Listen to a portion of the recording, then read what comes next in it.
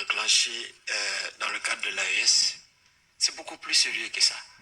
Ce n'est pas le fait d'avoir une histoire commune qui peut constituer l'argument clé pour revenir à une institution qui elle-même est en train de s'effondrer, qui n'existe presque pas. La CEDEAO, je suis désolé, est sortie de sa trajectoire depuis longtemps. C'est une communauté d'intégration économique. Elle n'est pas créée pour s'occuper des questions électorales. Ça, c'est venu longtemps après, vous le savez mieux que moi. Aujourd'hui, c'est devenu la matière première. Alors, il y a beaucoup de documentation sur ce qui concerne les élections, mais très peu sur la santé économique de l'espace. Et ça, je suis désolé. Tant que ça restera dans cette trajectoire, je ne pense pas que nous puissions avoir notre compte là-dedans. Et on a expérimenté cette solidarité étant à l'intérieur de la CEDEAO pour comprendre qu'il est plus difficile pour un pays qui est en guerre de s'équiper que pour un pays qui est en paix. Une simple autorisation d'importation de munitions, ça prenait 6 mois. 6 mois, c'est suffisant pour faire disparaître des villages. On l'a vu, on l'a vécu avec la CEDEAO. Rien ne s'est passé. Aucune solidarité. Alors qu'il y avait la possibilité de le faire pour la santé de l'espace CEDEAO. Non pas pour les 3 pays qui étaient l'épicentre de l'insécurité. Donc je pense qu'il y a un travail sérieux à faire. Et ce qui démontre que cette institution est vraiment mal engagée, c'est qu'elle ne se remet même pas elle-même en cause. Tout ce qui s'est passé depuis, les discours sont orientés sur un retour de 3 pays. Mais la CEDEAO doit revoir et faire son mea culpa et se dire, nous sommes une institution qui a trahi les motivations premières qui ont prévalu à sa création en 1975. Et ça, c'est effectif. Donc, je pense qu'il y a des choses à voir à ce niveau. Et pour venir en complément à ce que Diop disait concernant l'enclavement, je ne parlerai plus d'enclavement à partir du moment où nous avons des voies de communication qui nous amènent jusqu'au port et nous avons un espace aérien.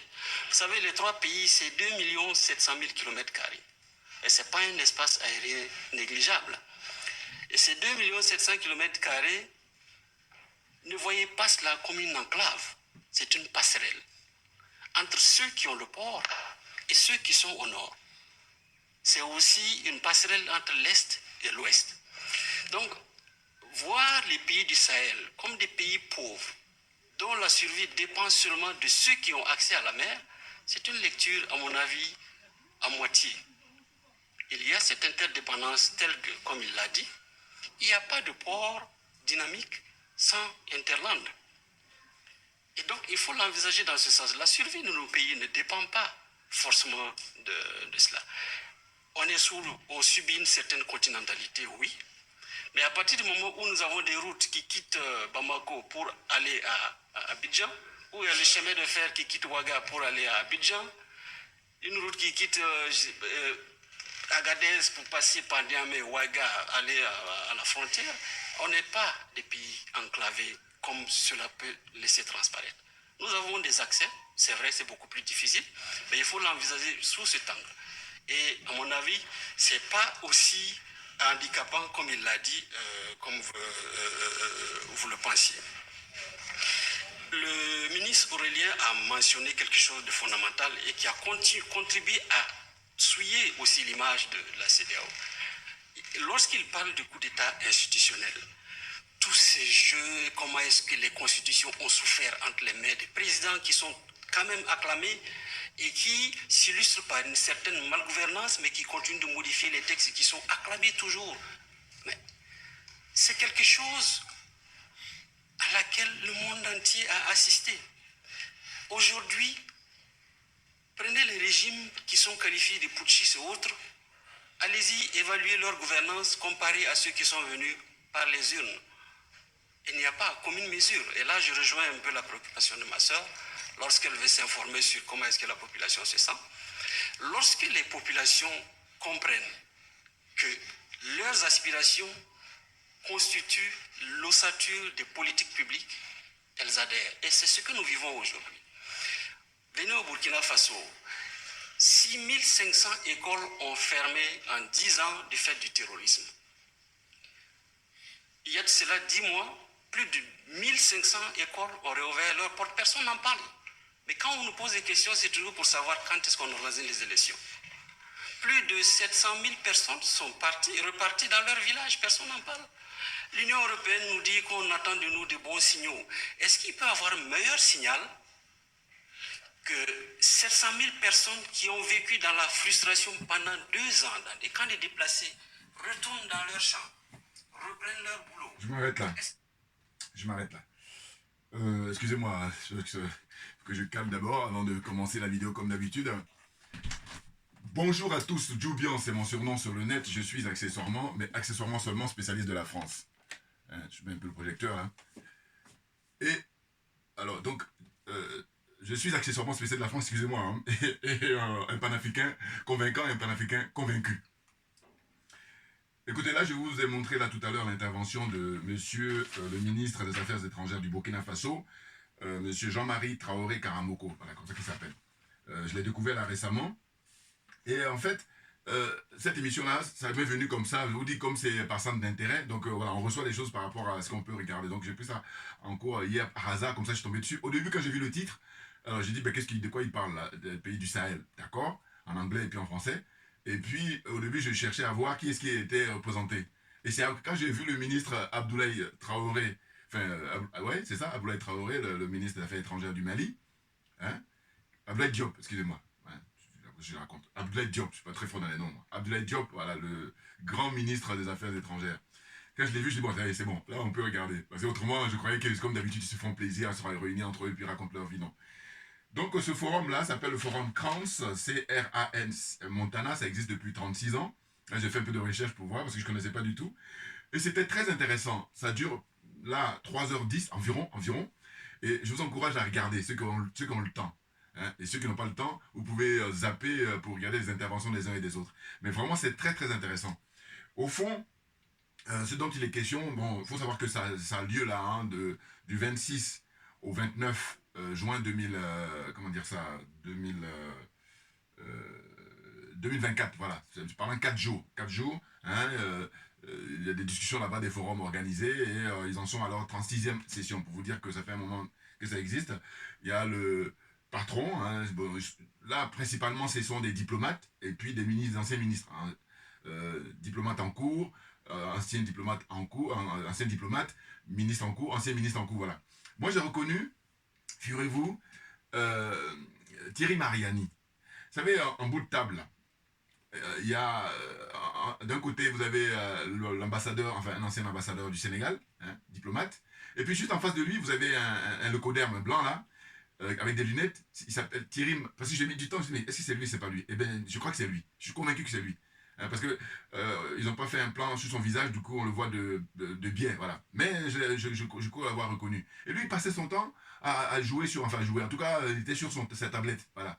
Hein, il n'était pas, bon, on peut être sur sa tablette et être attentif, mais vous êtes d'accord avec moi que c'est difficile de faire les deux. Hein. Il vaut mieux laisser la tablette et puis écouter les gens qui interviennent. Oh là, voilà. Bon, il était là en tant qu'espion aussi, hein, voilà, faut bien savoir. Hein, Thierry Mariani, figurez-vous que ce sont des gens de droite, hein, et qui virent à l'extrême droite. Je dirais même que le masque tombe tout de suite. Pourquoi? Parce que la vérité finit par triompher. Au début, ils arrivent pour dire qu'ils sont de droite, alors qu'en réalité, c'est des mecs d'extrême droite. La preuve en est, aujourd'hui, en 2024, je crois qu'il est sur la liste en tant que député européen, hein, du Front National. Vous voyez, voilà. Donc, alors qu'au départ, il était à l'UMP, hein, je crois qu'il a même été ministre, je crois, sous Sarkozy, si je ne me trompe pas, Thierry Mariani.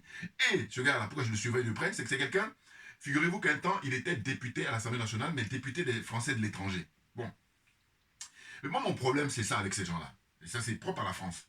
C'est-à-dire que voilà des gens, mais lui, il a le mandat de député des Français de l'étranger. Mais les Français de l'étranger, comment tu peux être, comment dire, dans une politique de dire, par exemple, les Français d'abord. Hein, on verra après pour les étrangers. Mais en tout cas, être hostile aux étrangers, ou alors être dans une espèce de, comment on appelle ça, de rejet comme ça des étrangers. Tu voyez, ça, c'est malhonnête, c'est profondément malhonnête. Et je vous dis, c'est propre à la France, ces gens de... faut choisir, voilà.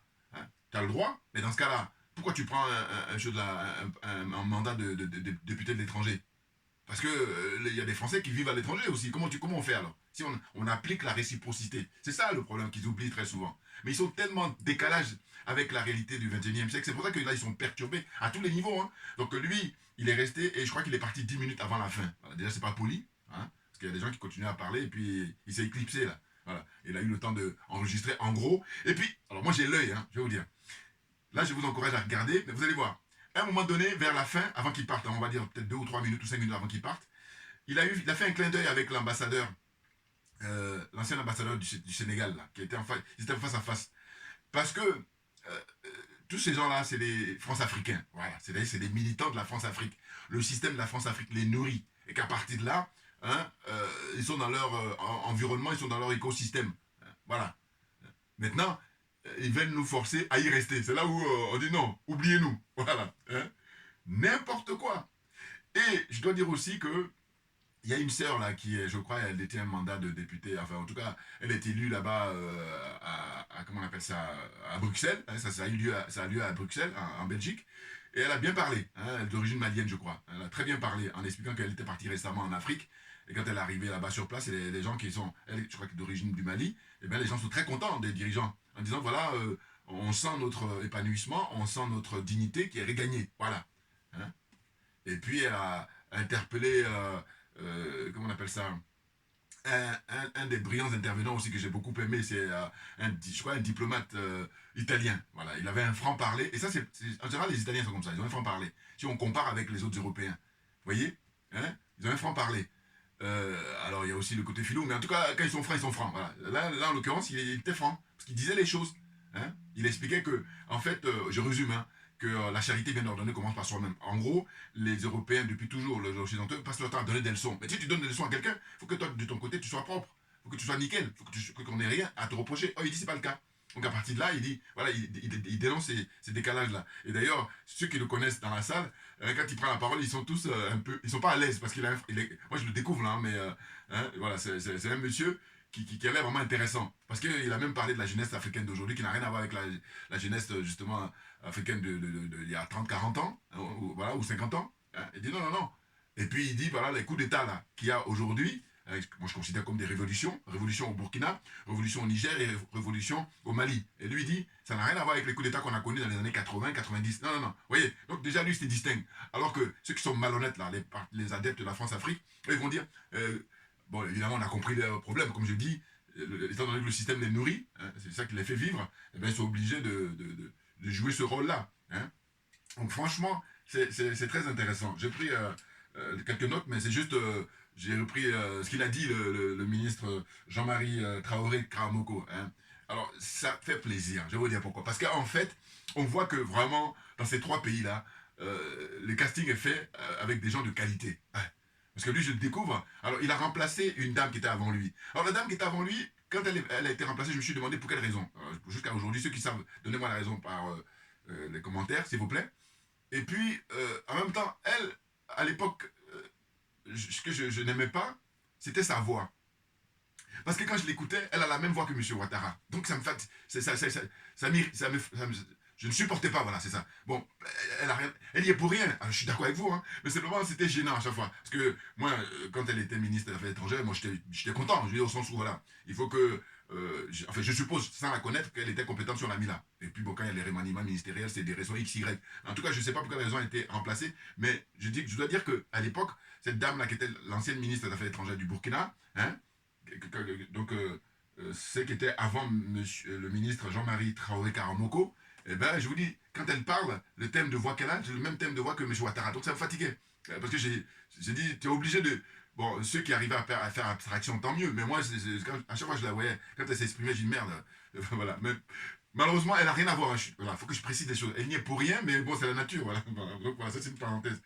Donc en gros, c'est quoi? C'est-à-dire qu'au fond, la France, l'Union européenne en général et la France en particulier, là, ils sortent tout ce qu'ils ont dans la poche, tout ce que vous voulez, en réserve pour vraiment convaincre, j'allais dire, le monde entier, et surtout les pays de l'AES, de revenir à la CEDEAO. Alors que c'est peine perdue, parce que là, justement, je crois que c'est cette semaine, le président Assimi Goïta, le colonel Assimi Goïta, il avait fait une visite au Burkina Faso. Il s'est exprimé là-bas en disant qu'on a pris un aller simple, un billet aller simple. Moi, j'ai bien. Voilà.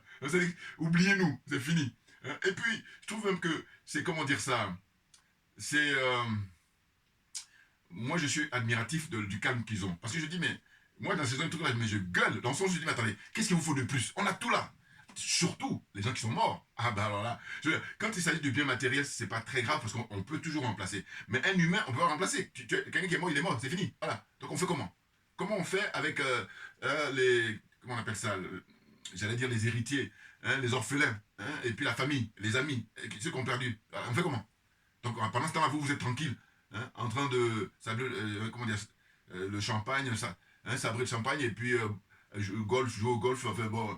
Hein, voilà, vie de pacha, hein, bling bling et tout ça, voilà, c'est ça. Non, non, non, non, faut arrêter avec ça. Donc c'est terminé. Donc j'ai dit qu'on a suffisamment de recul par rapport au fait que la CEDEAO, elle a été dévoyée, elle est corrompue, elle est imprégnée de gens qui sont, mais ils sont irrécupérables. Voyez-vous? Un exemple, c'est pas n'importe qui, M. Alassane Draman Ouattara. Mais moi, Alassane Draman Ouattara, c'est le gars qui rêve de mourir au pouvoir. Et jusqu'à sa mort, ce monsieur va considérer que nous, les nègres, lui-même, y compris, hein, mais il considère que, en fait, les blancs sont beaucoup plus intelligents que nous, ils sont beaucoup plus puissants que nous. En fait, il fait, quand je dis faire allégeance, le mot est faible pour lui. Oui, oui, oui. Et vous savez, comme j'ai pour habitude de dire, avec lui, quand les Français lui disent, bon, écoute, envoie-nous, je sais pas moi, une bouteille d'eau, lui dit non, je vais vous envoyer l'usine. Je n'exagère rien du tout. Comprenne qui veut, comprenne qui peut. Bon. Donc, on en est au stade où eh ben, ces genres de forums-là, c'est des bonnes intentions, mais en réalité, comme je vous dis, ils sont tous plus ou moins financés, même si c'est une organisation enfin, qui est non gouvernementale et tout. Mais écoutez, quand je vois les gens présents, et puis surtout les questions qui sont posées, parce que il y a une journaliste là elle dit quoi? Elle est Africa Financial, je sais pas, une locoderme là, qui elle est représentante en fait de tous les médias européens et français en particulier là-bas en Afrique. Ça fait, je crois, plus de 10 ans qu'elle exerce. Et elle disait, oui, mais là, vous êtes enclavé et vous n'avez pas peur et tout ça. Et donc, les ministres ont répondu tranquillement. Hein. D'abord, le ministre Abdoulaye Diop, hein, toujours très brillant. Mais j'ai préféré montrer Jean-Marie, comment dire ça, Traoré Karamoko, le ministre des Affaires étrangères du Burkina, parce que là, c'est bien de mettre en avant des gens qu'on ne connaît pas, qui viennent et puis qui disent des choses très sensées. Parce qu'on connaît déjà le ministre des Affaires étrangères du Mali, Abdoulaye Diop, on le connaît très très brillant. Bon. Donc, ils ont expliqué en disant non, contrairement à ce que vous pouvez imaginer, on n'est pas, comment dire ça, enclavés. Parce que, en réalité, ceux-mêmes qui ont accès à la mer, hein, la Côte d'Ivoire, le Togo, le Bénin, tout ça, bon, ou le Ghana, tout ça, hein, bon, eh ben, ils ont beau avoir comment on appelle ça, des infrastructures, c'est-à-dire du matériel ultra moderne pour leur port, ils sont bien équipés, mais s'il n'y a pas de clients, tu fais comment? L'exemple qui est très intéressant d'ailleurs, ce qu'on appelle le cas pratique, c'est ce qui se passe actuellement entre le Bénin et le Niger, ou entre le Niger et le Bénin. Voilà, vous voyez bien, le Bénin a accès à la mer, mais sauf que le président Tchiani, qui est vraiment pour moi celui qui va libérer le peuple béninois, mais encore faut-il que le peuple béninois en soit conscient. C'est ça le fond du problème. Parce que là, j'ai pas regardé de près, hein, mais j'ai regardé rapidement comme ça, de loin, hein, la visite qu'a effectuée le président Nissofor Soglo, et puis, comment dire ça, comment dire ça, c'est lui qui est venu après lui, Yaïbouni, voilà. Tous les deux, ils sont allés là-bas pour essayer de plaider un peu le cas du Bénin, hein, pour que le général Tchiani, hein, comment dire ça, lève les barrières, les frontières pour que les choses reprennent. Mais nini, parce qu'il y a une condition préalable. Hein, les préalables, c'est quoi? C'est que aucun conseiller militaire français ne doit rester au Bénin. Voilà. Et ce que j'observe, c'est quoi? C'est qu'en fait, quand on écoute les partisans de monsieur, comment il s'appelle, Patrice Talon, vendu de première classe, hein, Larbin, et puis qui est incompétent. Il est incompétent partout. Écoutez, il a montré ses limites. J'ai déjà dit ça dans mes vidéos passées, mais je dis, ouais, n'importe qui sans avoir fait des grandes études ou machin, c'est du bon sens. Ce monsieur est connu pour être un homme d'affaires. Bon, si tu es un homme d'affaires, la logique voudrait que là, la question sur les sanctions, tu devais être le dernier à se prononcer là-dessus. Oh, il faisait partie des premiers. Parce que rappelez-vous, il y avait M. Alassane Ouattara, il y avait M. Macky Sall, et puis lui, Patrice Talon, pour dire, voilà, on va même envoyer des militaires pour remettre Bazoum au pouvoir. Vous vous rendez compte? Ils en avaient rien à foutre de la vie des gens du Niger, hein, de la population nigérienne. Non. Parce que, ce que je disais, c'est que, en fait, Patrice Talon, hein, vous voyez bien que le général Tchiani, il le tient. Et que, je dis, si le peuple béninois ne prend pas conscience de ça, c'est leur problème. Hein. Parce que là, franchement, s'il n'y avait pas l'avènement du général Tchiani avec ses compagnons de lutte au Niger, dites-moi, moi je fais le pari que Patrice Talon, il était là pour toujours, clairement. Hein, parce qu'il est admiratif de Ouattara et il est admiratif de le président du Rwanda, hein, vous voyez, Kagame, voilà. Donc à partir de là, hein, il était parti pour... Et au pire des cas, il va mettre quelqu'un qui est là juste pour de façade. Et c'est lui qui va aller continuer à piloter. Or là, ce qu'il faudrait faire, c'est le faire partir définitivement. Le plus tôt sera le mieux. Mais au moins, en 2026, aussi bien lui que ses consorts, là, hein, tous ceux qui sont autour de lui, en tout cas, personne ne doit, comment dire ça, prendre le pouvoir après Patrice Talon. Et d'ailleurs, il doit permettre à ce que tous les citoyens béninois puissent se présenter à cette élection en 2026. Voilà, c'est ça dont il s'agit. Donc je dis que, pour moi, si vous avez compris, tant mieux, si vous n'avez pas compris, c'était votre problème. Parce qu'en fait, les dirigeants du Niger, ils ont raison, ils ont les preuves. Hein. Rappelez-vous toujours, la conférence de presse qu'a tenue le premier ministre du Niger, il avait tout démontré. Hein. Et puis d'ailleurs, je crois le frère Kémy, lui aussi, il a fait le voyage là-bas, et il a compris aussi, il l'a montré. Et je pense que même les présidents Yaïbouni et puis Nissofor Soglo, eux, à mon avis, vont leur filer tous les documents pour dire, voilà, vous voyez, eh bien, il y a les bases militaires françaises là-bas qui sont là pour déstabiliser le Niger. Donc on fait comment? Voilà. Hein. Nous, on tient à la vie de nos concitoyens, et c'est en tant que responsable, n'importe quoi. Donc la CEDEAO, ce qui est drôle, entre guillemets, hein, c'est qu'ils ont la fameuse force en attente. Il a ironisé d'ailleurs là-dessus le ministre Abdoulaye Diop, hein, en disant que voilà, cette force en attente, elle va toujours attendre. Mais en fait, cette force en attente, c'est quoi? C'est de se dire, mais rendez compte, c'est la honte. Parce qu'au fond, normalement, on se dit, ben, les terroristes là, ils ont tué beaucoup de Maliens, beaucoup de Burkinabés, hein, des habitants du Burkina, la population du Burkina. Ils ont tué beaucoup de la Nigériens, hein, les habitants du Niger. Et qu'est-ce qu'elle faisait, cette force en attente là, hein? Or, son rôle, c'est plutôt de jouer les gendarmes pour faire qu'on reste toujours en esclavage. Hein. On reste toujours dans la servitude volontaire. Voyez-vous? Même voire même involontaire. Non, parce que au stade où on est rendu, franchement, je vous dis, moi si j'étais président là, non, parce que quand j'ai pas d'éléments, j'ai pas de preuves, j'ai pas de trucs, d'accord, mais une fois que j'en ai, moi ça m'agace comme tout, donc quand je prends la parole, mais non, mais attendez, non, mais c'est bon quoi, parce qu'il faut arrêter d'insulter, voilà, c'est là, parce que moi je constate, c'est ça, que je ne supporte pas qu'on insulte mon intelligence. Donc je dis là, ils passent leur temps à insulter l'intelligence des Africains 24 heures sur 24. Voilà, donc je dis que là, vraiment, moi je suis admiratif quand ils gardent leur calme pour expliquer et tout. Non, la preuve est là en disant que la CEDEAO, vous vous rendez compte, pendant 10 ans, les gens sont morts. Ils ne reviendront jamais. Et là, les autres, ils ont le culot en 2024 de dire, oui, mais ce serait bien que vous reveniez. Mais pourquoi faire? Hein? Je vous dis, je donne l'exemple toujours par rapport aux frères Sonko et Bassirou. Je reviendrai sur eux une autre fois. Mais je dis, eux, ils ont été en prison tous les deux. L'image que ça me donne quand Bassirou fait le voyage là-bas dans les pays de l'AES, d'ailleurs, il n'est pas encore allé au Niger. Donc je me pose des questions. Pourquoi il n'est pas allé au Niger? Ça m'intéresse. Hein, parce qu'il n'est pas allé au Niger. En même temps, il est venu en France ici, il se fait humilier là. Voilà, n'importe quoi. Ils sont trop légers, ce que je dis souvent. Voilà. En fait, c'est comme vous avez fait la prison, M. Sonko et Bassirou. Et puis, là, quelques semaines, quelques mois après, les gens qui sont restés encore en prison, parce que malheureusement, il y a des gens encore en prison. Eh bien, vous dites, M. Sonko et Bassirou, c'est très bien que vous reveniez. Ça n'a pas de sens. Voilà. Hein? D'ailleurs, ils vont dire, mais il faut les soigner, parce qu'ils disent, mais attendez, qu'est-ce qu'on va foutre là-bas? Donc c'est pareil pour la CEDEAO. Il n'y a aucune exagération, c'est la même chose. Ceux qui sont à la CEDEAO, c'est des prisonniers. Hein? Alors évidemment, eux, en échange, ils ont des miettes, hein? Mais sauf que il y a la misère du peuple, hein? Et comme dit le ministre Jean-Marie Traoré Karamoko, hein, il dit quoi? Il dit, mais la CEDEAO, il serait bien qu'il y ait des écrits, des études sur le bilan, hein, depuis sa création en 1975 jusqu'à aujourd'hui, c'est-à-dire que l'année prochaine, ça fera combien? 50 ans. Hein, 1975.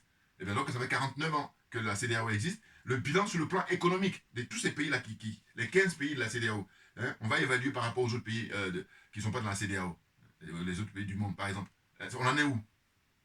Ce qu'on constate, c'est que cette organisation a été dévoyée, elle a été récupérée, infiltrée, tout ce que vous voulez. Et puis là, bon, je vous dis, moi, je dis, il faut laisser les gens libres.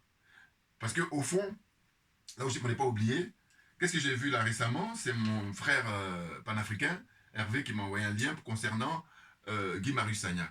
Je remercie d'ailleurs le frère Hervé. Bon. Mais en fait, Guy Marius Sagna, moi je le soutiens pour dire que c'est lui l'aile radicale hein, pour le Sénégal aujourd'hui, parce qu'il a son slogan que vous connaissez, c'est France dégage. Mais je crois que il est dans une situation de jouer le diplomate par rapport à l'attitude qu'adoptent actuellement, depuis qu'ils ont pris le pouvoir, Bassirou et Sonko. C'est-à-dire quoi? C'est-à-dire que là, ce qu'il m'a envoyé, bon, je ne l'ai pas lu en détail, hein, j'ai lu rapidement, je lui ai même envoyé un message pour le remercier en disant, voilà, j'ai lu ça en diagonale. En gros, il dit, voilà, j'ai effectué des voyages ces derniers temps au Ghana notamment, et il y a des frères panafricains qui m'ont interpellé en disant, il n'y a aucune lisibilité là sur l'attitude de Bassirou et Sonko, hein, depuis qu'ils ont pris le pouvoir. Et lui, il répond en disant, voilà, il a même fait un comparatif, je crois, si je me rappelle dans la lecture que j'ai faite, hein, de son message, c'est, il faut comparer la prise de pouvoir des colonels au Mali, combien de temps ils ont mis pour faire partie de l'armée française, la prise de pouvoir du capitaine Ibrahim Traoré au Burkina Faso, combien de temps il a mis pour faire partie des militaires français, et ainsi de suite. Vous voyez? Bon, moi, quand c'est comme ça, est-ce que je réponds au frère Guy Marius Sagna, que j'aime beaucoup parce qu'il est très courageux, il a été en prison plusieurs fois, hein, et prison hein, qui a été, comment dire ça, euh, maintenu, enfin en tout cas qui est mis en place, hein, c'est la France-Afrique, voilà. Et puis Macky Sall n'était qu'un exécutant, voilà. Et on a même appris dans l'actualité que Macky Sall, il est envoyé par Macron, là. Macron l'a mis comme envoyé spécial. Quand je dis qu'on nous humilie 24 heures sur 24, ça c'est un exemple parmi tant d'autres, voilà. Malheureusement, il n'y en a pas qu'un. Hein. J'ai appris ça. Si j'ai vu une interview là, donnée par Mimi Touré, l'ancienne ministre d'ailleurs de Macky Sall, hein, qui a été Premier ministre et puis qui a été aussi ministre de la Justice, je crois. Eh ben, elle a été interviewée là sur France 24. Et on lui a demandé, elle a dit qu'elle elle trouve que c'est pas normal. Voilà, bon, cela dit, il y a de l'eau qui est passée sur les ponts, on va dire. Parce que si on revient 10 ans en arrière, elle était de la même. Bon, cela dit, bon, elle a quand même mérite de sortir de là. Parce que, comme on dit, il vaut mieux tard que jamais. Parce qu'il y en a d'autres, ils vont rester jusqu'à leur mort hein, dans la servitude volontaire. Bon. Et d'ailleurs, elle-même, je crois que la France-Afrique l'aime pas trop parce qu'elle a une grande gueule. Voilà, Mimi Touré. Voilà, c'est clair, parce qu'elle a un franc-parler. Donc, ce qui se passe, c'est quoi? C'est que là, on est dans cette situation-là où la CEDEAO, au lieu de rester dans sa mission principale, hein, c'est pour, on l'a créé pour l'économie, hein, l'intégration économique, et bien non, elle a laissé ça de côté, et puis maintenant elle joue les gendarmes. Or ça, c'est du fait qu'ils sont corrompus. Parce que quand tu n'es pas corrompu, tu agis toi-même correctement, normalement. Hein, parce que le but de la corruption, justement, c'était de te détourner. Bon, vous voyez, toujours pareil, le slogan, on ne peut pas l'oublier. Et d'ailleurs, moi, je vous dis, là, bon, toujours pareil dans le bras de fer, hein, pour pouvoir avoir la disponibilité. Ben, ces genres de conférences-là, je dois vous dire que j'ai dit, mais quand je me rends compte de ça, je dis, mais les moyens, je me pointe devant avec la banderole, mais personne ne peut être indifférent. Personne. Il y a juste les moyens qui manquent pour l'instant. Quand je dis les moyens, je veux dire qu'il faut que j'ai des personnes sûres. Parce que moi, j'ai pas envie de prendre n'importe qui. Les gens qui sont mal intentionnés, voilà, c'est à cause de tout ça que je suis vraiment très prudent. Voilà, c'est à cause de ça, à vrai dire. Vous voyez? Mais sinon, mais cela dit, quand l'occasion se présente et puis je suis disponible, j'y vais. Mais de manière générale, s'il y avait beaucoup de gens hein, vraiment disponibles, qui sont de bonnes intentions, qui n'ont pas malveillants, voilà, là, voilà, je suis partant. C'est clair. Même si c'est vrai qu'on ne peut pas être toujours président, c'est vrai. Mais bon, je crois qu'il faut quand même faire attention. Plein de gens comme ça. Parce que là, on n'est pas en train de parler des hirondelles et le ciel bleu. On est d'accord. Parce que si tel est le cas, ils te fichent la paix. Encore que. Bon. Et c'est sûr que tu as plus de chances d'être tranquille. Tandis que là, on aborde des sujets de fond hein, qui fait que, voilà, ils sont pas contents. C'est normal. Hein, parce que je vous dis, la confiture est tellement bonne depuis toujours. Et que là, maintenant, ils se rendent compte que c'est fini. On est en train d'arracher les pots de confiture. Là. Voilà. On va les faire atterrir. Voilà. Ils aient les pieds sur terre, qui se retroussent les manches, aller travailler comme tout le monde. Travailler comme les Allemands, travailler comme les Espagnols, travailler comme les Portugais. Hein, tout le monde. Voilà. Et non pas profiter, sucer le sang des Africains. C'est tout ce qu'ils font. Et puis ils font le malin.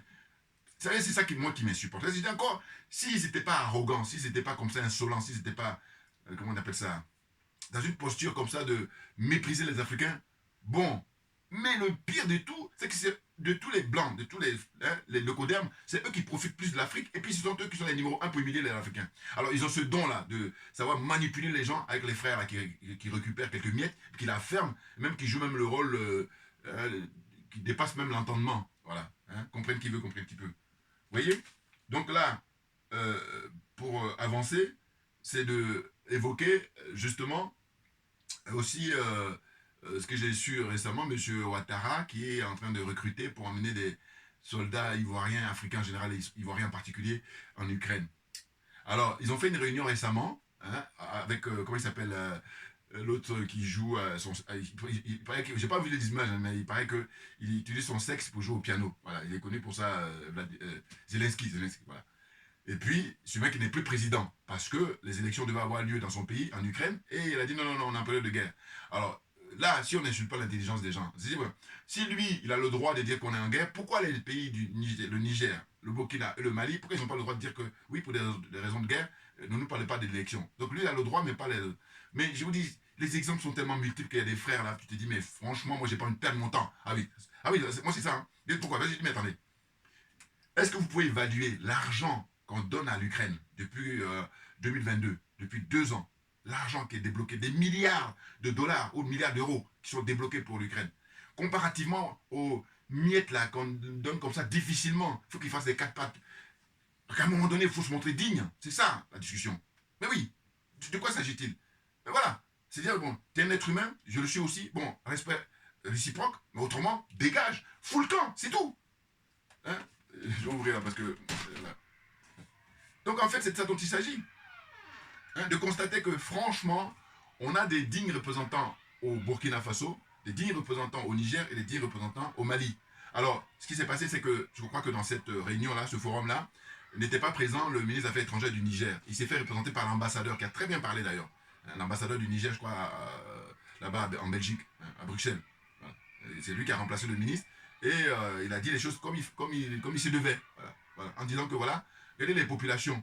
Mais ils sont très contents aujourd'hui que Jonathan Tchani ait pris le pouvoir. Autrement, ben, combien? Il y a plus de 80% qui n'ont pas accès à l'eau potable. Plus de 80% au 21e siècle. Est-ce que vous raisonnez un peu? Est-ce que vous avez les pieds sur terre? Qu'est-ce qui se passe là? Eau potable. Hein?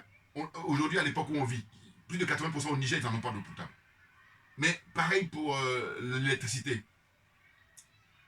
Mais j'ai dit, le pire, c'est l'eau potable. Voilà. Parce qu'à la limite, l'électricité, en tout cas comparativement, hein, sachant qu'évidemment, à l'époque où on vit, on doit avoir tout. Puisqu'il y a des pays qui en ont même, tellement ils en ont, ils jettent à la poubelle. Hein, ils gaspillent. Pour vous dire, l'indécence, le mot là encore, le mot est faible. Vous comprenez?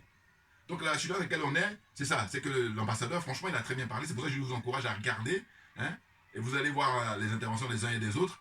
Hein, et puis, comme une autre sœur aussi, journaliste, qui dit, oui, en fait, ça fait du bien de vous rencontrer. En fait, ça fait du bien. En tout cas, en gros, ce qu'elle explique, c'est qu'elle connaissait les noms, mais elle n'avait pas encore vu le visage. Et là, maintenant, elle disait qu'elle était contente de... Mais elle était contente, vraiment une parenthèse, pourquoi? Parce qu'elle était critique. Elle dit que oui, elle dénonçait les droits de l'homme là-bas, comment on appelle ça? Et que vivent les populations du Niger, que vivent les populations du Burkina et les populations du Mali depuis que les militaires sont au pouvoir. Elle dit ça, elle est tranquille. Hein, elle est habillée en noir, une sœur journaliste là. N'importe quoi. Attendez, vous voulez faire le bilan de ceux qui étaient là au pouvoir avant que les militaires n'arrivent? Au Mali, au Burkina et au Niger? Faites le bilan. Le bilan de Bazoum. Hein, le bilan même de Issoufou. Hein, faites le bilan de Kaboré. Je parle même pas de Blaise Compaoré qui est resté 27 ans, à rien branler, à faire du mal au peuple. Hein, même à collaborer avec les terroristes. Qui encore? Qui j'oublie? Hein, IB. L'ancien président du Mali. Faites le bilan. Et puis ceux qui étaient là aussi avant. N'importe quoi. Franchement, faut arrêter d'insulter l'intelligence de l'Africain. C'est ça, en fait, le fond, la discussion. Donc là, je vais rapidement lire là. Hein, que j'ai noté, mais je vous dis, c'est juste repris les propos du ministre. Il disait quoi? Il disait que il fallait 6 mois pour obtenir des armes, voilà, que le Burkina commandait à l'époque. Vous vous rendez compte? 6 mois. Et d'ailleurs, même le ministre Abdoulaye Diop, quand il s'est exprimé, il a dit, mais quand il y a quelques années, parce que lui, c'est vraiment, comment dire, quelqu'un qui a de la bouteille, c'est-à-dire ça fait longtemps qu'il est ministre des Affaires étrangères, bon, mais il dit, on demandait des armes, enfin, pour les formations, et quand il fallait se former, les militaires du Mali devaient venir avec eux-mêmes leurs propres armes, sachant qu'ils n'avaient rien. Donc, vous voyez, mépris, oh là là, mais c'est dingue ça. Je vous dis, mais vraiment le bilan. Donc, il disait donc le ministre Jean-Marie Traoré Karamoko du Burkina Faso qu'il fallait attendre 6 mois. Mais pendant 6 mois, là, ils ont déjà fini d'exterminer les gens dans les villages, clairement. Pourquoi il faut attendre 6 mois alors que les mecs sont fabricants d'armes? Bon, évidemment, rien d'étonnant en fait. Moi, vous savez, il y a un truc qui me perturbe à chaque fois quand on me dit oui, ils ont échoué. Je dis, mais ça dépend. Parce qu'il faut bien préciser quand on dit ils ont échoué. Parce que quand ils ont déstabilisé, ils ont assassiné le colonel Kadhafi, mais c'était des choses. Parce qu'eux, ils bossent 24 heures sur 24, ce que je dis souvent. Et oui, chez nous, il y a des gens, ils bossent même pas 1 heure et puis ils raflent tout l'argent public. Or que eux, il y a des gens à qui on confie des budgets, mais c'est sérieux, ça rigole pas. Donc on doit faire de même. Donc, c'est pour dire quoi? Que tout ce qui se passe là, c'est des trucs qu'eux ont prévus depuis de longues années. Maintenant, il y a une éveil des consciences, il y a la succession des générations. Donc là, ils n'ont pas prévu ça. Mais autrement, hein, arriver comme ça, tuer les gens au Burkina, tuer les gens au Mali, tuer les gens au Niger, mais c'est des trucs qu'ils ont planifiés. Bien entendu. Parce qu'ils étudient beaucoup là-dessus. Voilà. Ah là là, ça me paraît tellement simple. Mais bon. Il dit qu'il n'y a aucune solidarité de la CEDEAO depuis des décennies. Mais bien entendu, parce que la CEDEAO, justement, qu'est-ce qu'elle a branlé pendant tout ce temps-là où on tuait les Maliens, on tuait les gens du Niger et on tuait les gens du Burkina? Que faisait la CEDEAO? Bon. Ensuite, la CEDEAO ne se remet pas en cause. Voilà, ça, il a dit, c'est très intéressant. Elle doit faire un mea culpa suite au départ des 3 pays. Voilà, normalement. Ah oui, c'est de se dire, mais qu'est-ce qu'on a fait pour qu'on en arrive là? Mais non, non, non. À chaque fois, quand ils s'interrogent, c'est dire, comment on fait pour les faire revenir? C'est que eux, ils sont dans les prisons. Ils sont en prison. Et puis, bon, ils sont contents Alors, le pire, si vous voulez, la pire des choses, c'est le fait que c'est pas le peuple qui veut, ce sont les dirigeants là qui sont responsables de nos malheurs. Je l'ai déjà dit plusieurs fois dans mes vidéos. Hein.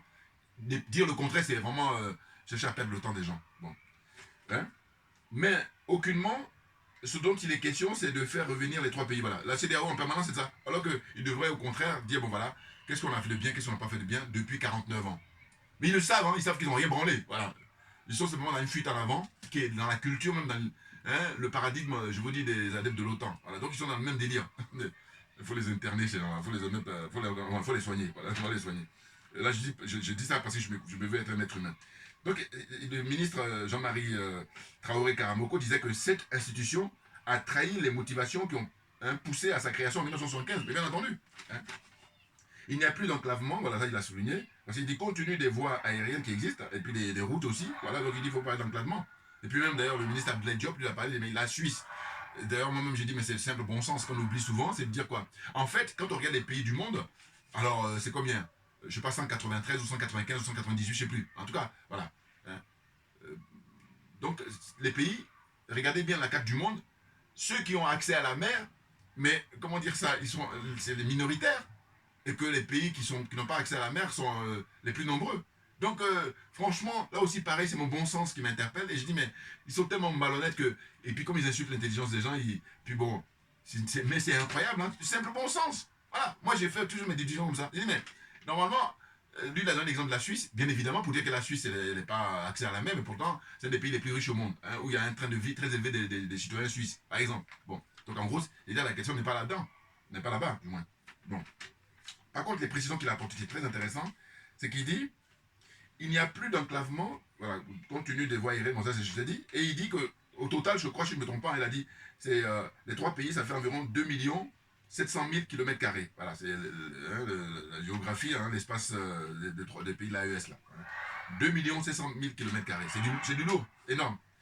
Hein? Donc il dit c'est pas une enclave, mais une passerelle. Voilà, lui, le thème qu'il utilise, les enfants, là, ils sont sortis d'école. Excusez-moi.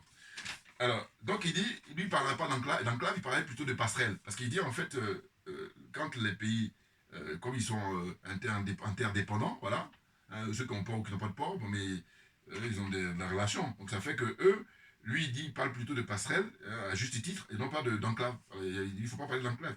Parce qu'il dit, c'est aussi valable pour la passerelle entre l'Est et l'Ouest. Voilà. Entre le nord et le sud, mais entre l'est et l'ouest, donc à partir de là, eux, ils se considèrent comme étant des passerelles, les 3 pays de l'AES, entre autres. Allez. Ensuite, il dit qu'il existe naturellement une voilà, c'est ça. Il précise qu'il existe une interdépendance qui fait que les pays qui sont dotés de ports, hein, bon, ça c'est moi qui mets ça à ma sauce, hein, ultra-modernes, ont besoin des clients qui sont les pays de l'AES. Voilà. C'est ça, en fait. T'as ton port qui est très moderne et tout, ultra-moderne, mais oui, mais t'as pas de clients, tu fais comment? Et je vous dis, ce qui est très intéressant, c'est vraiment l'expérience actuellement entre les rapports entre le Bénin et comment dire, le Niger. Voyez-vous? Donc, il évoque les coups d'État constitutionnels, voilà. Hein. Coup d'État constitutionnel. Et là, c'est le sport favori qui est complètement sous les yeux de la CEDEAO, en tout cas qui est encouragé même par la CEDEAO, c'est le moins qu'on puisse dire. Hein. Les dirigeants là qui sont des civils, mais eux, les coups d'État qu'ils font, c'est constitutionnel et c'est même pire. Parce qu'en réalité, il faut regarder le nombre de morts. Ça, c'est ce qu'il faut rappeler toujours mon bon sens. Il dit, bon, regardez, dites-nous, le nombre de morts au Togo, hein, sous le règne de Yassingbe père et Yassingbe fils. Hein, Fort Yassingbe, là, depuis qu'il est au pouvoir, le nombre de morts. Alassane Ouattara, depuis qu'il est au pouvoir, le nombre de morts. Ainsi de suite. Hein, Paul Biya, depuis qu'il est au pouvoir, le nombre de morts. Qui encore? Tous les autres présidents là, qui sont respectés à la CEDEAO et puis à la France-Afrique là. Bon, le nombre de morts, comparativement au nombre de morts qu'il y a depuis qu'il a pris le pouvoir, le colonel Assimi Goïta, hein, le nombre de morts au Burkina Faso depuis que le capitaine Ibrahim Traoré a pris le pouvoir, et le nombre de morts depuis qu'il a pris le pouvoir, hein, le général Tchani. Voilà, comparativement. Donc il n'y a pas photo. On la ferme, on s'assoit, on prend des notes. Malhonnête que vous êtes. Fatigant. On est dans le factuel, là. Là, on est dans du factuel. Voyez-vous? Et ensuite, c'est quoi? C'est que... donc voilà, il a dénoncé les coups d'État inconstitutionnels et il dit que normalement, on ne peut pas être beaucoup plus rigoureux vis-à-vis des militaires, alors qu'en réalité, au niveau même de la gouvernance, voilà, il a dénoncé ça. Il dit, si vous faites des études comparatives, vous allez voir que, en fait, les peuples, ce qu'ils veulent, c'est qu'il y ait de la transparence et que les dirigeants répondent à leurs aspirations, alors que ce n'est pas le cas dans ces pays-là. Pas du tout. Ils viennent là, hein, ils jouent les gardiens de prison, si ce n'est pas les agents de sécurité, enfin, n'importe quoi. Lorsque les populations comprennent que leurs aspirations constituent l'ossature des politiques publiques, elles adhèrent. Voilà, c'est un bon français, c'est le langage du ministre Jean-Marie Karamoko, là. Voilà. Hein, il dit, voilà, on dit la vérité, on fait preuve de transparence auprès du peuple, ils adhèrent, c'est ce qui se passe. C'est pour ça qu'ils ont du succès, très clairement. Et ils vont continuer, parce que là, on n'est qu'au début. Hein.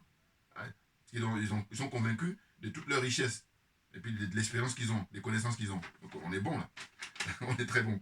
Alors, donc il a précisé encore, il va très loin, il dit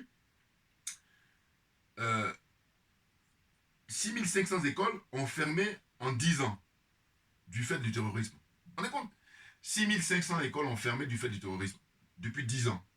Et là, il dit, récemment, il y a 10 mois, hein, il y a 1500 écoles qui ont réouvert au Burkina Faso et personne n'en parle. Voilà. La CEDEAO n'en parle pas. L'Union africaine n'en parle pas. On ne va pas compter sur la France pour en parler. Enfin bon, vous voyez, l'Union européenne, personne n'en parle. Alors que c'est énorme. Hein, là, ça veut dire qu'ils travaillent. Ils sont sérieux. 1500 hein, écoles ont réouvert. Vous vous rendez compte? Les pauvres gens, qu'est-ce qu'ils ont fait pour ne pas pouvoir se nourrir, vivre dans la frustration? Enfin, oui, frustration, vivre dans l'inquiétude totale, permanente. C'est quoi? Ça ressemble à quoi au XXIe siècle? Franchement. Il dit plus de 700 000 personnes sont parties et ont regagné leur village. Voilà. Plus de 700 000 personnes sont parties et ont regagné leur village depuis la prise de pouvoir du capitaine Ibrahim Traoré. 700 000. Vous vous rendez compte? Donc il termine en disant, hein, la reprise de Kidal est le meilleur indicateur. Voilà. Hein, les colonels au Mali, hein, sous la direction du colonel Assimi Goïta, eh ben, ils ont repris Kidal. Mais c'est du très lourd, parce que l'histoire de Kidal, rappelez-vous, où on interdisait hein, à Ibrahim Traoré, Ibeka, excusez-moi, Ibrahim Boubacar Traoré, voilà, c'est ça, Ibeka. L'ancien président, là, eh ben, il était interdit, lui. Il restait à Bamako, c'est tout. Il n'avait pas le droit d'aller à Kidal, d'aller tous les autres endroits qu'il voulait. Or là, grâce à les colonels actuellement au pouvoir avec Assimi Goïta, tout ça, ils commencent à les récupérer. Mais c'est du très lourd. C'est tout un symbole, Kidal. Vous voyez? Ah non, mais on a affaire à des malhonnêtes. Moi, je n'ai pas le temps, moi. De toute façon, moi, les gens malhonnêtes, je n'ai pas le temps. Allez jouer au bac à ça. La reprise de Kidal est voilà, le meilleur indicateur. Là, il répond à l'Union européenne, là, qui dit, ouais, on n'a pas d'indicateur. Ils sont de mauvaise foi, donc, voilà. Donc, parce qu'il dit, l'Union européenne dit, où sont les indicateurs de repère? Mais il dit, mais si reprendre Kidal, c'est pas un truc de repère, ou alors les 700 000 personnes, là, qui retournent chez eux, eh ben, personnes qui retournent chez elles, plutôt, eh ben, si ce n'est pas d'indicateur, qu'est-ce que vous voulez qu'on fasse? Non. De toute façon, je vous dis la phrase ou les phrases du ministre Abdoulaye Diop du Mali. Lui dit que vous ne voulez pas prendre des photos avec nous, c'est votre problème. Nous, on est focus, on avance. Voilà. Hein? Et puis il dit, faut compter sur nous-mêmes. Parce que sinon, on ne va pas s'en sortir. C'est le message de fin, c'est le message fin. En tout cas, c'est le message d'encouragement, donc plein d'optimisme et de réalisme, clairement. Ben oui. Il dit que les Maliens doivent compter sur eux-mêmes. Hein? Les Burkinabés doivent compter sur eux-mêmes. Les Nigériens doivent compter sur eux-mêmes. Pareil pour les autres peuples, ils veulent bien. Et c'est ainsi que je vais terminer cette vidéo en disant que, ma célèbre formulation, hein, là, on a justement les 3 pays de l'AES en pleine forme, mais on le doit à qui? Mais on le doit hein, à M. Vladimir Poutine, qui pour moi est un homme providentiel, d'abord pour son peuple, le peuple russe, et puis c'est un homme providentiel pour tous les pays au monde qui veulent sortir de l'impérialisme, du colonialisme de la France-Afrique. Bon, là, quand je parle de France-Afrique, ça concerne la zone CFA, là, la zone des aliénés, la zone des complexés, la zone des corrompus, et j'ajoute la zone des jaloux et des sorciers. Mais on peut s'en sortir. Juste une question, une volonté personnelle, volonté collective, puis volonté politique. Voilà. Donc, hein, homme providentiel, M. Vladimir Poutine, clairement, il est tranquille. Vous voyez, bon, juste rapidement, j'aime bien le... Quand il a fait le voyage récemment, il est parti, comment dire ça, en Corée du Nord. Voilà, il allait voir son homologue là-bas. Et ils sont montés dans une grosse limousine et c'est lui-même qui pilotait. Tranquille. Et quand j'ai vu les images, mais là, ce pays, elle est où là? Oh, des plaisantins. Merci beaucoup à vous tous pour votre attention et puis à très bientôt. Et comme j'ai pour habitude de dire, on lâche rien, mais parce que c'est nous qui avons raison. C'est tout. Allez, on la ferme.